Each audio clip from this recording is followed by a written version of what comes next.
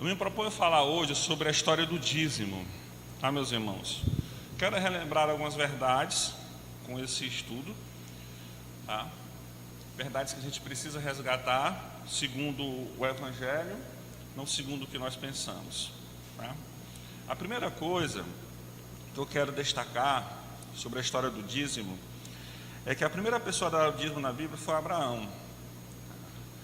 A segunda foi Jacó. O que isso implica? Implica que o dízimo ele não foi instituído pela lei de Moisés, tá? Muitos defendem que o dízimo não é bíblico, porque o dízimo só pertence à lei de Moisés.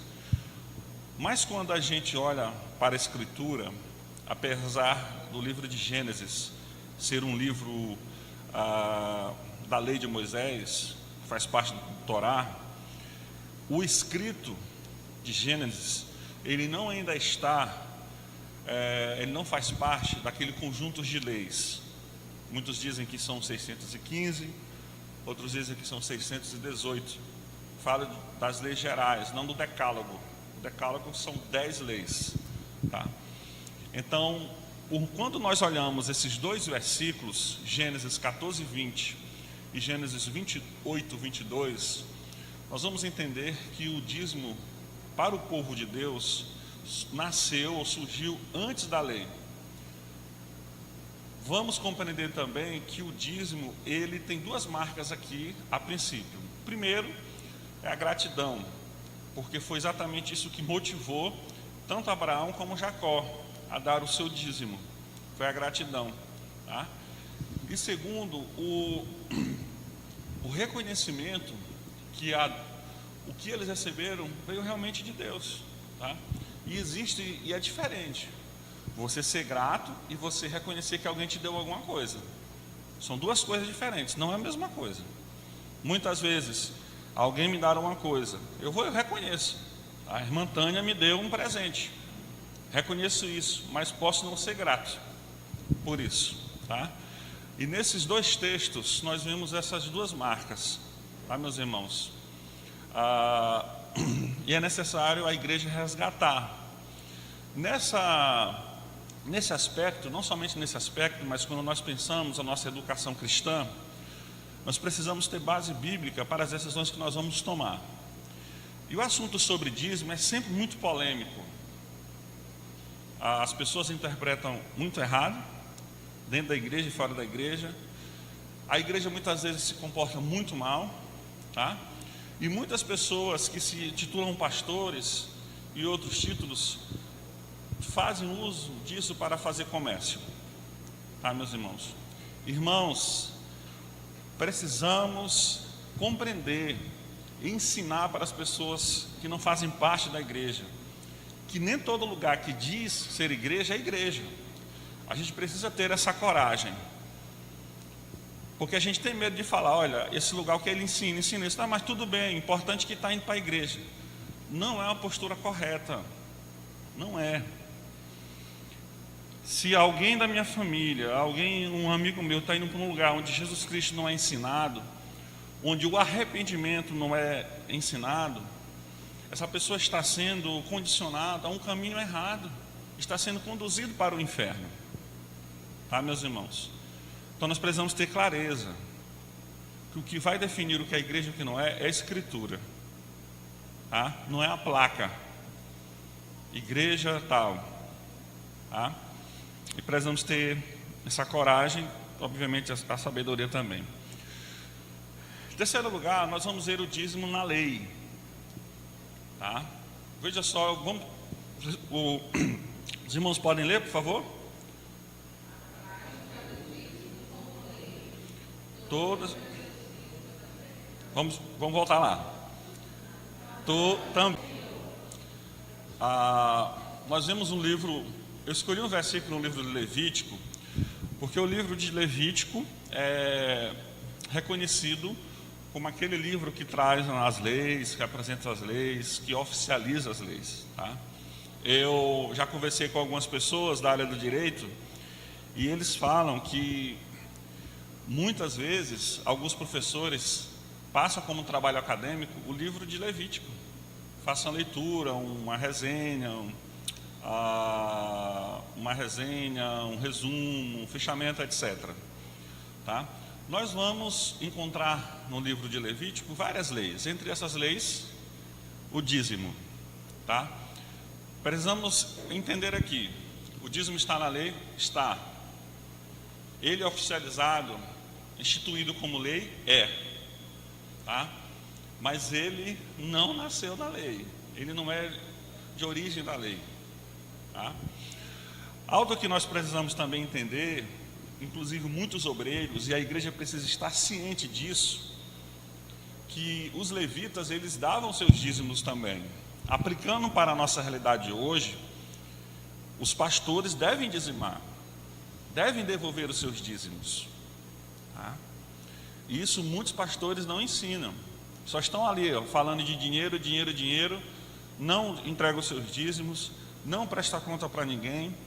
Eles tomam de conta da vida financeira da igreja, ninguém sabe de absolutamente nada. E essa é uma postura errada. Meus irmãos, nem Jesus fazia isso. No colégio apostólico, entre os 12 apóstolos, tinha um tesoureiro. Quem era? Judas. Né? Ele era responsável. Tá? E nós sabemos de pastores que não dão dízimo.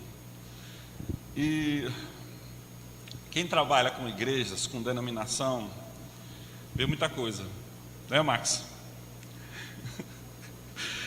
Lá perto da casa do Max, da antiga casa do Max, aconteceu uma situação. Olha, já estou entregando, né? Está gravando.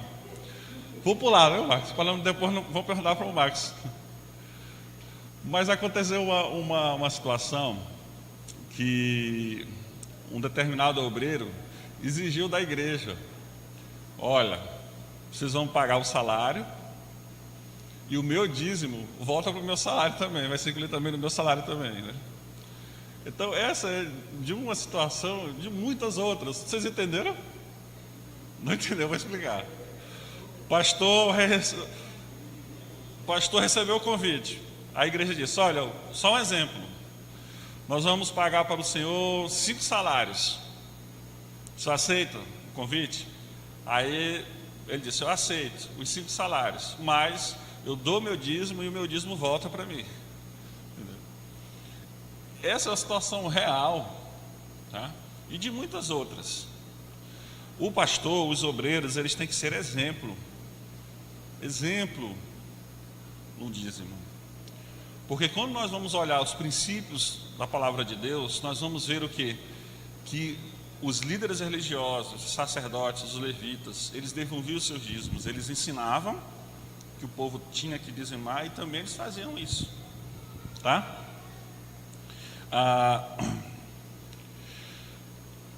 Quarto lugar, a prática do dízimo, ele é resultado de um avivamento espiritual. Segundo as Crônicas 21:5, é no contexto do rei Ezequias. Ele está reformando o templo, não somente reformando o templo, mas fazendo uma reforma espiritual no povo de Israel. E o que ele achou? Achou muita coisa errada ali. Achou idolatria, achou adultério, muita coisa errada. E entre essas coisas, as pessoas não estavam dando dízimo. Aí o que estava acontecendo? Os levitas, os sacerdotes, todas as pessoas que faziam parte do serviço, eles estavam abandonando a obra de Deus. Por que eles estavam abandonando? A igreja não estava, o povo não estava dando dízimo, eles não tinham sustento. Aí o que eles estavam fazendo? Estavam trabalhando. Vou buscar meu sustento, não vou esperar minha família passar fome, o povo não está dando dízimo. E foi essa realidade que Ezequias encontrou. Quando a gente vai ler todo o contexto, a gente vê isso. Então, o que a gente entende, meus irmãos, exatamente esse é o contexto de Malaquias, que até o seminarista Rony pregou sobre isso. O que a gente entende? Quando nós não devolvemos o nosso dízimo, isso é um sinal de uma fragilidade da nossa espiritualidade. Tá? Pode ser um sinal da fragilidade da nossa espiritualidade. Isso aconteceu aqui nesse contexto. Por quê? O dízimo é visto como parte do culto. É um culto a Deus. Quando a gente vem para a igreja, a gente pensa que o culto que é só cantar, orar e ouvir pregação, né? Mas não é isso. Quando nós nos reunimos, é um ato público de culto a Deus. Então, tudo que vocês estão fazendo aí nesse momento, tá? Tudo que vocês estão fazendo nesse momento aí, faz parte do culto. Onde os pensamentos de vocês estão indo, o que vocês estão mexendo, faz parte do culto, tá? E o dízimo, a oferta, também faz parte do culto, tá? Precisamos entender que o avivamento espiritual, quando o povo de Deus, melhor dizendo, o Espírito Santo age no povo de Deus, a entrega do dízimo é consequência. E das ofertas também, tá? Por quê? Porque não se pode divorciar a vida do cristão com o seu culto, parte desse culto. Quando nós lemos a carta de Paulo aos Filipenses, o apóstolo Paulo vai falar de Epafrodito, e lá ele está falando de oferta, e é exatamente esse sentido que o apóstolo Paulo apresenta, o ato de estar cultuando. Vale a pena destacar aqui, meus irmãos, que o dízimo, ele não é uma condição para alguém ser salvo, ele não é uma condição para alguém ser rico, para alguém ter salário.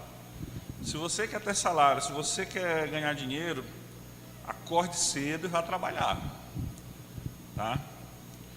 Busque as oportunidades, peça ajuda, tá? Se for o caso, e trabalhe, tá? Outra coisa, quem dar o dízimo não tem a permissão de ficar pecando. Eu estou dando dízimo, então está tudo bem, eu posso fazer as coisas erradas, eu posso viver de qualquer forma. Não é isso, tá? O dízimo faz parte de um conjunto da nossa vida cristã, tá, meus irmãos? Quinto lugar, o Senhor Jesus, ele ensinou a prática do dízimo. Mateus 23 e 23, olha o que Jesus Cristo diz. Vamos ler juntos esse versículo? Ai de vós.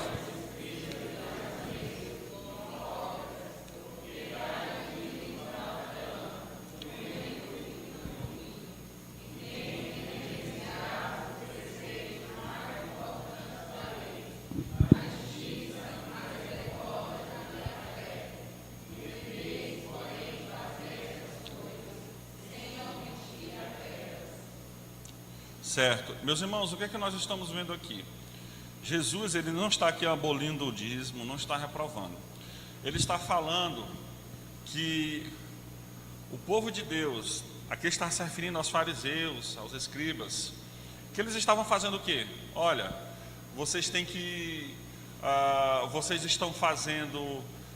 estão dando dízimo, mas não estão sendo justos, não estão sendo misericordiosos, porque eles entendiam que o ato de dizimar dava a liberdade para fazer qualquer tipo de coisa. E biblicamente falando, isso não é verdade. Jesus, ele está falando, veja só o finalzinho do versículo aí: a justiça, a misericórdia e a fé. Vocês devem, porém, fazer estas coisas sem omitir aquelas. Ou seja, vocês devem dizimar, vocês devem continuar dizimando da hortelã, do endro, do cominho. Vocês devem continuar dizimando, mas vocês devem também ser justos, misericordiosos, ser pessoas de fé, praticar a verdade, tá? Muitas pessoas tentam refutar por meio desse versículo. É um argumento que muitas pessoas usam, dizendo que o dízimo não é do Novo Testamento. Por quê?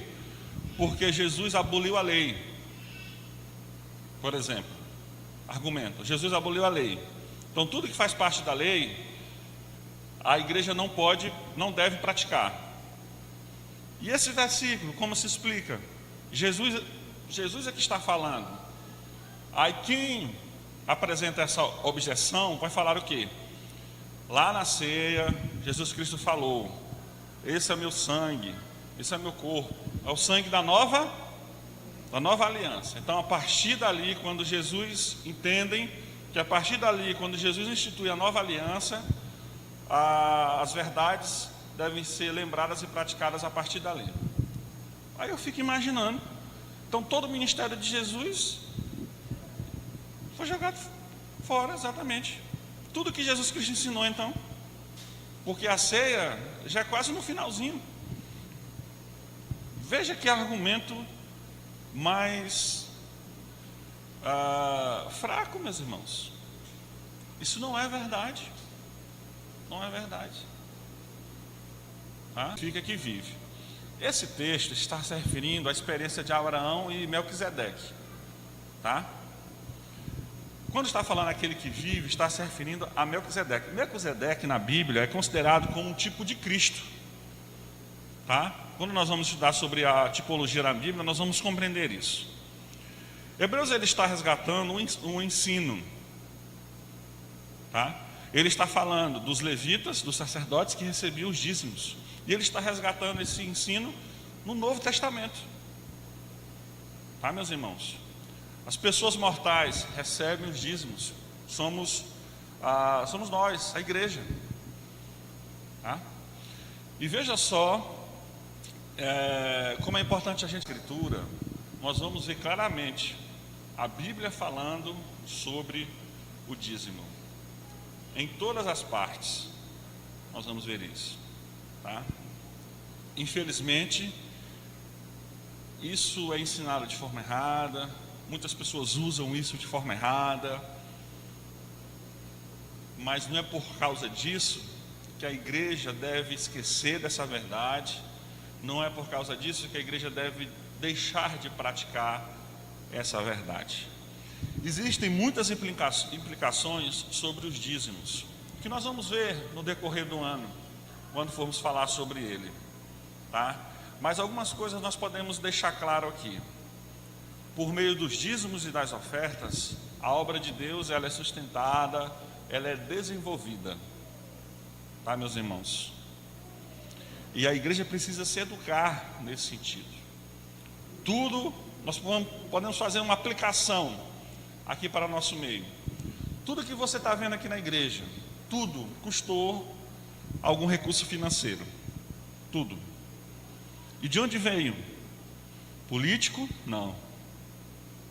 Ninguém deu dinheiro. Até que esse ano, o ano passado, o governo do estado estava com a política, né, de doar instrumentos para igrejas. E algumas igrejas que eu conheço receberam isso.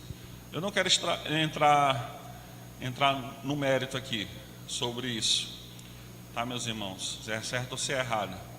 Mas o que eu quero dizer é que na nossa igreja, no nosso contexto aqui, tudo que nós conseguimos, batalhamos, é fruto de ofertas da igreja, de irmãos generosos e da fidelidade, sobretudo de Deus, e da fidelidade de muitos irmãos na entrega dos seus dízimos e das ofertas. E se nós queremos avançar na obra de Deus, se nós queremos melhorar os nossos instrumentos, se nós queremos plantar outra igreja, porque é uma das nossas missões plantar outra igreja, se nós queremos ajudar em outro lugar, vamos precisar de recurso. Vamos precisar de recurso financeiro. Tá? E biblicamente falando, meus irmãos, são esses dois meios, os únicos meios para se sustentar a obra de Deus e para desenvolver a obra de Deus: oferta e dízimo. Você não vai encontrar na Bíblia outros meios, não vai. Tá? A questão da educação, ela é muito difícil, ela é muito lenta. A gente quer as coisas muito fácil e muitas vezes quer tirar a nossa culpa, a nossa consciência de culpa fazendo outras coisas. Mas não é o caminho da igreja. Não é o caminho da igreja. O caminho da igreja é tentar ser bíblica, lutar para ser bíblica. Tá? Algumas lições que nós vamos ver aqui. Veja só.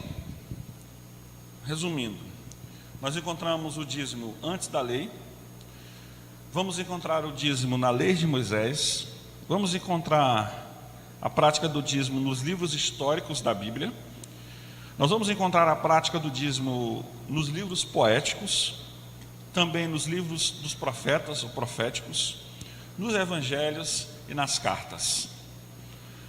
Então, em todos os gêneros literários da Bíblia, nós vamos encontrar a prática do dízimo. Em todos os gêneros literários. Se a gente for estudar, analisar, nós vamos encontrar. Ou seja, se eu for ler a Bíblia, se você ler a Bíblia, não tem como a gente se desviar disso. Não tem. Tá, meus irmãos? Vamos ler juntos essa frase do Timothy Keller?